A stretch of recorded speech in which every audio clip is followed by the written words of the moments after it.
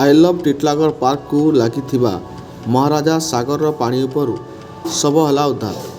ବଲାଙ୍ଗୀର ଜିଲ୍ଲା ଟିଟଲାଗଡ଼ ଅନ୍ତର୍ଗତ I love Titlagarh park ନିକଟରେ ଥିବା ମହାରାଜା ସାଗରର ପାଣି ଉପରେ ଗୋଟିଏ ଅଜଣା ମୃତ ବ୍ୟକ୍ତିଙ୍କ ଶରୀର ଭାସୁଥିବା ଘଟଣାର ସୂଚନା ପାଇବା ପରେ ଟିଟଲାଗଡ଼ ପୋଲିସ ଓ ଅଗ୍ନିଶମ ବିଭାଗ ଘଟଣାସ୍ଥଳରେ ପହଞ୍ଚିଥିଲେ ଓ ଅଗ୍ନିଶମ ବିଭାଗ ଶବଟିକୁ ଉଦ୍ଧାର କରିଥିଲେ।